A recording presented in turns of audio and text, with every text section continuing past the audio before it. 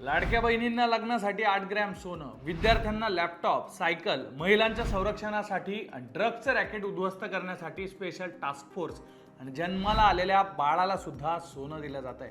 विश्वास बसणार नाही अशी कामं ही सीएम विजय यांनी तामिळनाडूत केली आहे. चेन्नईपासून ते कन्याकुमारीपर्यंत सीएम विजय यांनी केलेल्या 100 दिवसांच्या कामाचा रेकॉर्ड सध्या त्यांनी जाहिरातीतून जनतेसमोर मांडलेला आहे. नक्की काय घडतंय तामिळनाडूत, मुख्यमंत्री विजय यांचे हे मोठे निर्णय कोणते होते, सगळं सविस्तर समजून घेऊ. कारण तामिळनाडूतल्या राजकारणाचा ट्रेंड सीएम विजय यांनी बदलून टाकलेला आहे. नमस्कार, मी सुधीर काकडे, तुम्ही लोकमत पाहताय. मुख्यमंत्री विजय यांचं सरकार आलं, तामिळनाडूतल्या लाडक्या बहिणींना सोन्याचे दिवस आलेले आहेत. मुख्यमंत्री विजय यांनी पहिला निर्णय घेतला आणि महिलांच्या सुरक्षेसाठी सिंगापेन टास्क फोर्सची स्थापना केली.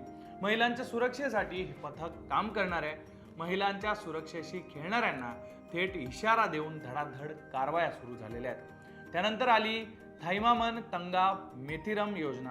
सरकारी रुग्णालयात जन्माला येणाऱ्या प्रत्येक नवजात बालकाला 1 ग्रॅमची सोन्याची अंगठी भेट दिली जाते.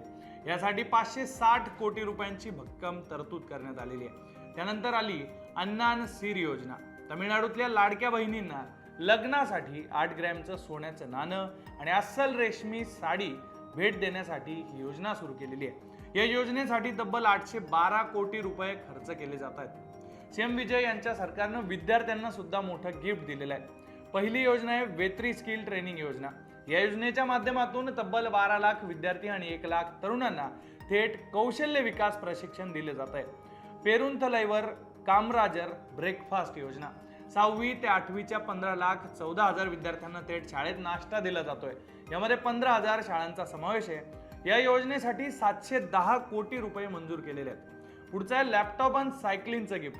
कॉलेजच्या विद्यार्थ्यांना वेत्री लॅपटॉप योजनेअंतर्गत 2,000 कोटी रुपयांचे लॅपटॉप आणि 11वीच्या विद्यार्थ्यांना ब्रँडेड सायकली, हेल्मेट, पाण्याच्या बॉटल या गिफ्ट दिल्या जात आहेत या योजनेच्या माध्यमातून. थोडक्यात काय तर शिक्षणाचा दर्जा, तरुणांचा आत्मविश्वास एकाच वेळी वाढवण्याचा हा मास्टर स्ट्रोक विजय यांच्या सरकारनं केलेला आहे. शेतकरी सुखी तर देश सुखी अशी फक्त घोषणा देऊन विजयचं सरकार थांबलं नाही, तर त्यांनी 100 दिवसात सिद्ध करून दाखवलंय.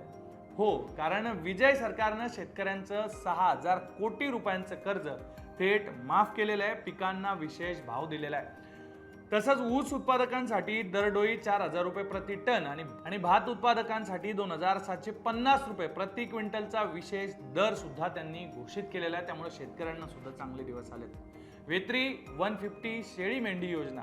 ग्रामीण भागात 150 दिवसांच्या रोजगाराची हमी देणारी वेत्री 150 योजना आणि वंचित महिला आणि तृतीयपंथींसाठी 5 शेळ्या किंवा मेंढ्या देणारी ही वेत्री मगलीर योजना लागू करून मुख्यमंत्री विजय यांच्या सरकारनं ग्रामीण भागात आणि विशेष काही महिलांसाठी सुद्धा हे महत्त्वाचे निर्णय घेतलेले आहेत. यानंतर आहे टीएन वेत्री.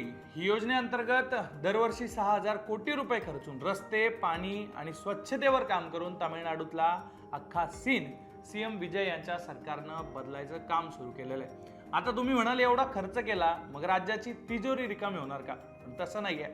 विजय यांच्या सरकारनं राज्यात मोठी गुंतवणूक सुद्धा आणलेली आहे. वेत्री तामिळनाडू इन्व्हेस्टमेंट कॉन्क्लेव्ह 2026 मध्ये अवघ्या 100 दिवसात 1 लाख कोटी रुपयांच्या गुंतवणुकीचे करार झाल्याची माहिती विजय यांच्या सरकारनं दिली आहे. दुसरीकडे अवैध अंमली पदार्थांवर सर्जिकल स्ट्राईक झालेला आहे. ड्रग्ज तस्करांचा खेळ संपवण्यासाठी स्टिंग अर्थातच special task force for interdiction of narcotics and गँगच्या 65 टीम राज्यात काम करतायत आणि त्या अख्ख्या राज्यातल्या ड्रग्जला संपवण्याचं, ते जाळं उद्ध्वस्त करण्याचं काम करतायत.